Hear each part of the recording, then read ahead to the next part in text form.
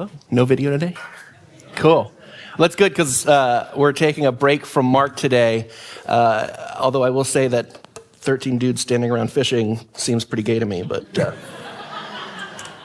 we're going to go take a look at the Psalms in a little bit. But first, I just want to talk about compliments. I'm Sean, by the way. I've been a member here at Salt House for a while. The before times, yes. I don't know about you, but it can be hard for me to receive a compliment. And I'm gonna guess that's true of pretty much everybody in the room. It's something I struggle with, feeling like I should deflect or maybe bring other people in who I think deserve credit or joke about this. Does anyone ever get this feeling? Yeah, absolutely. I think part of it is that we're so conditioned to kind of marinate in our inadequacies by this society that just needs to sell us cures and systems to fix all the ways that we fall short. One visit to the Container Store is enough to convince me that I have never organized a thing a day in my life. And if you ask my husband, he would say that's true, correct. But you see, self-deprecating humor, right? It's another tool that we use to kind of highlight our shortcomings. If you knew nothing else about me, already in these few sentences, you've heard me tell you that I'm bad at getting compliments and that my kitchen probably is messy. Yeah, my husband's nodding. Yes, it is messy. But it's a reflex, right? It's just something in us. And that brings me to today's reading. It's from the Psalms. If you're unfamiliar with the Psalms, they're in the Old Testament. They're a collection of poems, most of which are attributed to King David. And they range in topics ranging from raising a voice in praise to God to showing God the middle finger in frustration because things are just not going the way that we want them to. If you have a feeling, there is a psalm for it. Psalm 139 falls more on the praise side. Now, the overall theme of the psalm is that God is everywhere. But specifically, the psalm is about how God knows us as individuals. Now, when I say know here, I mean know in the biblical sense, which isn't just like Bob. Oh, yeah, I know Bob. You know Bob, right? Here, know is much more in the way a parent might know a child, or a spouse might know a partner, or how I know every lyric to the first 3 albums of Lady Gaga's masterpieces. So it's not just casual acquaintance, it's a knowing that burrows deep beneath the surface into the layers of a person that they keep hidden from anyone else. But you can't hide those layers from God. Now, there's a specific section of this psalm that I come back to often, and it's verses 13 through 15. And why don't you read them with me? I thank you, high God, you're breathtaking. Body and soul, I am marvelously made. You worship in adoration. What a creation. You know me inside and out. You know every bone in my body. You know exactly how I was made, bit by bit, how I was sculpted from nothing into something. Body and soul, I am marvelously made. I love that piece in particular. Other translations might say something like, I'm fearfully and wonderfully made. Now, fearfully here is a tricky word. It's from a Hebrew word, yare or yar. I might be mispronouncing that. My apologies. But it doesn't mean, it means afraid, but not in the spooky sense. It means essentially something that is so awesome, so reverent that it just hits you. You've probably had those experiences, maybe in the outdoors or in a relationship with somebody, just so struck with something. So that line that is basically saying, God made you with so much care and love and patience. What a creation you are. In other words, you are beautifully and wonderfully made. Say that with me. You are beautifully and wonderfully made. This is an idea we see in other spots in the Bible. Pastor Sarah started hinting at it this morning, right at the beginning in Genesis, in the tale of creation. We're told that God says, let us make human beings in our image, right? That's pretty wonderful to be made in the image of God. But when was the last time you looked in the mirror and saw in your reflection that image of God? Not that you yourself are God, but that you are a reflection of this boundless love of this God from whom all life, all of creation flows. Or did you look in the mirror and hear the whispers that directed your attention to your zits, or your gray hairs, or your double chin, or? Compliments can be hard to accept, right? I'm going to ask you to do something a little difficult here. I'm going to ask you to turn to someone sitting next to you, and I want you to take a minute to just look at each other. You can have come with them. It's okay. I'm not going to make you do that. But if you want to do this to a stranger, you can. But take a minute and just look at each other. It might feel awkward, especially if it's a stranger, but that's okay. And then I want you to give a compliment, right? And I want the other person to just receive it, right? Take a few moments, look at each other, and then share a genuine compliment about the person that you're paired up with. It can be about their appearance, their voice, their personality, or whatever, but make it genuine. And don't compare yourself to them in your compliment. Don't say, I wish I had your hair. And when you receive the compliment, just say, thank you. Don't start justifying anything. Just receive the compliment, hear it, and believe it. Take a moment.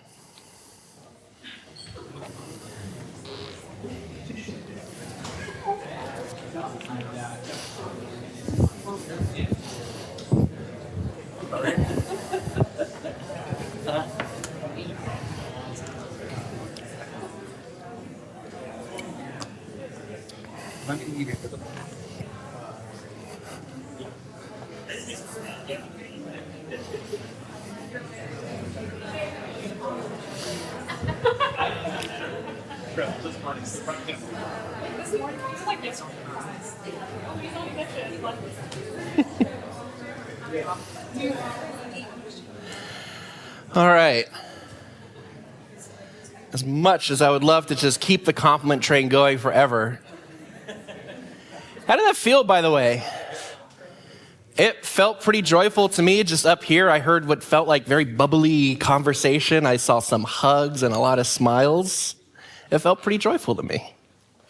I wonder who else in your life could use a compliment today. There's a reason I'm leading this exercise today specifically. This is the end of Pride Month, and Pride Month is a celebration of queerness around the world. You know, it's exceedingly difficult to find queer storytelling that is just unbridled joy. I want you to think about it. Any movies, television, books that you can that feature LGBT characters, how many of them don't involve those characters experiencing alienation, separation, being forced to put aside their queerness in order to live a quote-unquote normal life? How many of those stories don't involve those characters experiencing death or some sort of other cosmic punishment just to kind of balance out the scales? They can be queer, it's okay, but, there has to be something that happens to them bad. Or stories that don't involve the anxiety and tension that surround coming out. How many queer stories are you left with? And I'll tell you, as someone who actively seeks out queer storytelling, I've watched a lot of movies and TV and read a lot of books and short stories and comments, and when I sat down to think of it, I thought of 3. I came up with 3 examples, and 2 of them are kind of a stretch based on my criteria. I think a perfect example of this is not like a thing of the past, right? This happens just this month. There's a video game that I like to play called Overwatch. Any other Overwatch people in the crowd? That's right. We got Cormac back there. Now that game has had gay, queer characters since it came out a couple years ago. You're one of the characters. Is that what you're saying? Tracer, yes. So just this month, like weeks ago, they released a short story to celebrate Pride Month. And it's a story of one of the characters in the game who is a soldier and who is gay, enjoying just a few brief moments of happiness with his boyfriend before the entire rest of the 30-page story documents the deterioration of their relationship into nothing. And at the end of the story, the gay character is alone. Happy Pride! In churches too, right? It's virtually impossible to find a queer person who gives a talk or a sermon in a church space where queerness is the focus of their talk, but that isn't essentially a justification of why they are Christian despite being queer, why they're holding onto their faith in the face of it all. Even here at Salt House, where we've done such a good job of celebrating queer people as part of the family of God, when we, as queer people, actually get up to tell our stories, they tend to fall into that category. And to be clear, I am not knocking people who do that. Like coming out stories, for example, they are such a key emotional moment in the life of an LGBTQ plus person, and sharing that, it is important and it is a rite of passage. I've done it at least 3 times over the 10 years, gotten up here and shared stories like that. So, and if you want to be technical, I'm doing it right now. So I am the problem, it's me. But think about it, what sort of impact does that have on a community? To have our stories focus almost exclusively on despair, and if we're lucky, the overcoming of it. I can only speak for me, but it kind of makes me feel like the fight for equality is even more important. But as the fight becomes more important, it becomes easy to lose sight of what the fight means. Legal protections? Sure, absolutely. But the roller coaster our community has been on in the past decade, especially our transgender siblings, with protections taken away, and then given, and then taken away. My goodness. And those actions only continue to alienate us.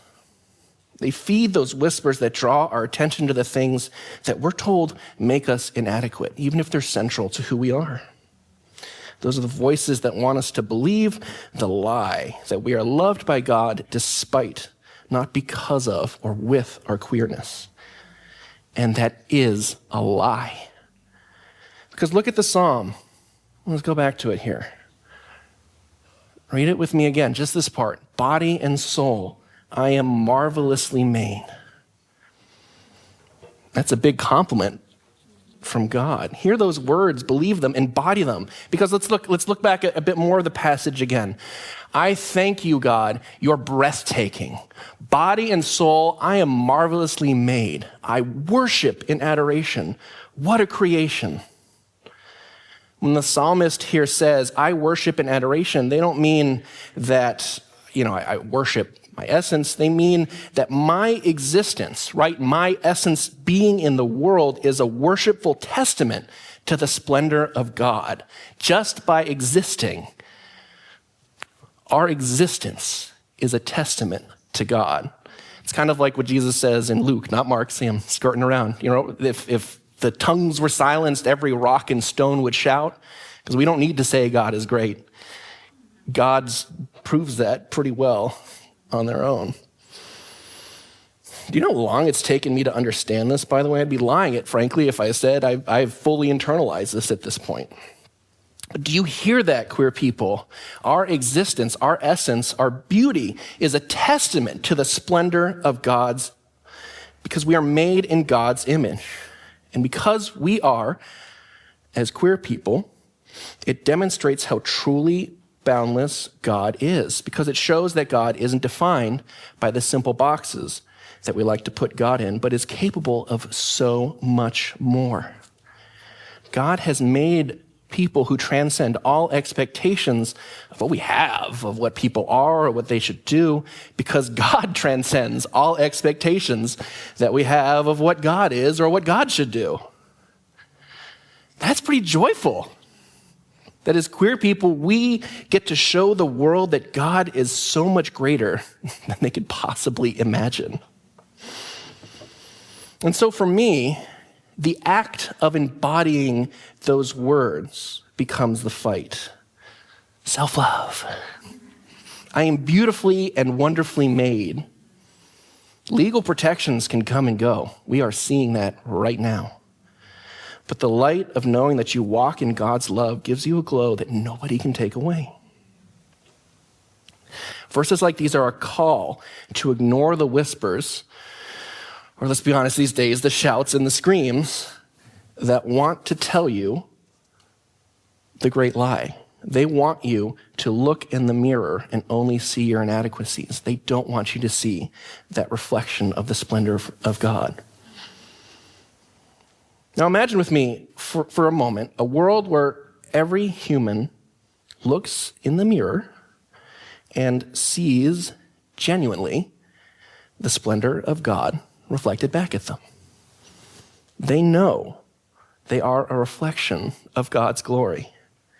They believe that in their soul, that they are beautifully and wonderfully made. That would be a world where transphobia, homophobia, all the phobias, they're all gone, because it would mean that the people who scream and shout at us because they have given in to their own whispers, they have chosen not to look in the mirror and see the reflection of God looking back at them because they are afraid of what that might mean for them. It would mean that they have that fear lifted from them, and they themselves too would know that they are, just as they are, a testament to the glory of God. This psalm is a reminder to us to seek that joy in ourselves and to embody it and share that joy with everyone we can. And that's why there's a big parade of pride that has to do with protest and, standing up against police violence. But it certainly helps. Or to put in the words of another psalmist that I do know, as I said, the prophet Lady Gaga, rejoice and love yourself today, because baby, you were born this way. Can I get an amen? Happy Pride, everyone.